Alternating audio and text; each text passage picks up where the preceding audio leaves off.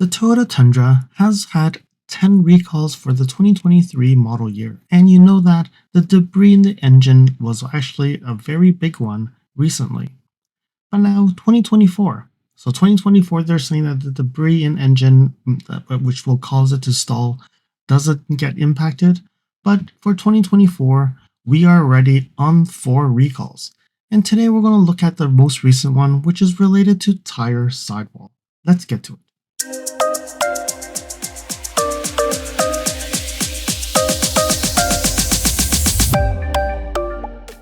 Alright, so here we have Toyota recalling certain models of the 2024 Sequoia and Tundra vehicles. So this one is related to tires.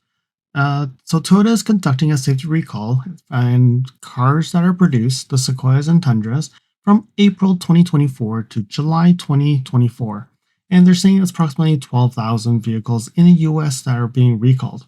What they're saying is the inner side wall of the passenger side front and rear tires may have been damaged during vehicle assembly. So it's not something wrong with the tire itself, but it's actually when they were assembling the car, it seems like the front and the rear tires on the passenger side was damaged. So if structural damage has occurred, a tire may become loose, like it will lose air pressure while driving, and it could cause the loss of control of the vehicle, and it could risk a crash. Wow, that's a big mistake there. So for all involved vehicles, Toyota will inspect it, and they're saying that they're notifying owners around mid-December 2024. So first thing I would say is, if you're an owner of a Tundra or a Sequoia built between that time frame, so how do you know it's been built that time frame? You open the driver's side door, you have the VIN number, it has information on the top, either it's the top right or left corner, you would see 2 digits / 2 digits. So 04/24 to 07/24. So that's how you know that it's built between that time frame. Do look at the passenger front side, the side tires, and see if there's any damage. Do you see anything wrong with it? Because if they both blow, it's going to be a concern because you would easily lose control of the car. All right, so let's go and look at Canada. So Canada, they're saying May to July. So this is really confusing. So April to July, but then Canada is May to July. So maybe cars that are built for Canada didn't arrive until May. So May to July, and they're saying 918 in Canada. Same thing, mid-December notification, and it's a Sequoia and Tundra as well. So when you look at the two, about almost 13,000 vehicles are being recalled in North America. Alright, so now we look at the safety recall report, and you can see 2024 Toyota Sequoia hybrid. They don't know how many, but April 30th to July 10th. Then when you look here, you see the Tundra, July 30th to July 10th. We have the hybrid Tundra, same time frame. And let's see. So they're saying that the Bridgestone tires, 18-inch, 20-inch, and 22 inches. We have Falcon, also 18-inch, also 20-inch. Yokohama's 18, 18, and 20, and Michelin's 18. So all tires are being impacted. So they're saying Bridgestone America's Tires is the component manufacturer, but I wouldn't blame Bridgestone on this because it seems like it's got damaged during assembly, not when the car tires came in. So there's nothing wrong with the tires. So Toyota is going to have to eat this. Follow me on Instagram at LSFT Videos. You can see updates on my experience with the NX450H Plus, which may not be shown on any future videos. You can reach out to me via direct messaging if you have any questions on your Lexus.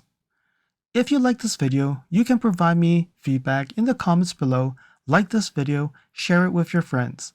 This definitely will help with the YouTube algorithms. Press the subscribe button and bell icon and get notified when new videos show up. And lastly, if you want to support me further, you can provide me a super thanks, or visit my Amazon storefront before you purchase anything from Amazon, or you can purchase products from the list on the items that I've been using with my vehicle or at home at no extra cost to you. And now let's continue with the video. So June to October. So what happened? I think this is the most interesting part of understanding how this happened. So at the end of June 2024, during an inspection of a headlight aimed on a specific production lane on the TMMTX, so the Texas Toyota Motor Corporation. Let's see, go back up here. So we see that this is Toyota Motor Engineering and Manufacturing in Texas. So this is the Texas that actually building these vehicles. So they're saying that a Toyota team member detected a passenger side tire with damage in the inner sidewall. Toyota began investigation and the vehicle roller guides on the manufacturing lane for this vehicle and found that there was an exposed bracket that might gouge the inside of the front and rear passenger side tires. So meaning you cannot physically see this issue. It's actually in the inside of it. You may want to just inspect it somehow, put it on up, and then just rotate and see if you can see it. Equipment maintenance records indicate a report of a disengaged roller guide on May 9th, 2024, and the roller have not been reinstalled, leaving the bracket exposed. So a very big boo-boo on the maintenance team. So later on, Toyota began investigation vehicles on the holding yards for damaged tires, and a vehicle was found with the damage on the passenger side rear tire. This tire was recovered and evaluated to determine if the damage could have been related to the exposed bracket at the assembly plant and if any structural damage had occurred. It was found that the tire may have been damaged by the bracket and the structural damage to the tire was present. So Toyota judged that the structural core damage to the tire could cause a sudden loss of air pressure while driving.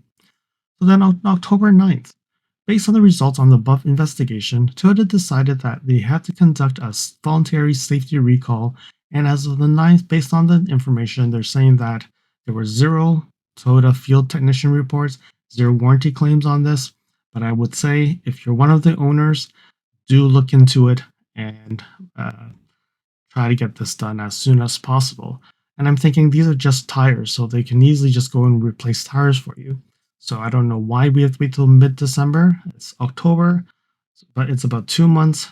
Maybe they just need to get tires from the supplier so that they can actually get them on.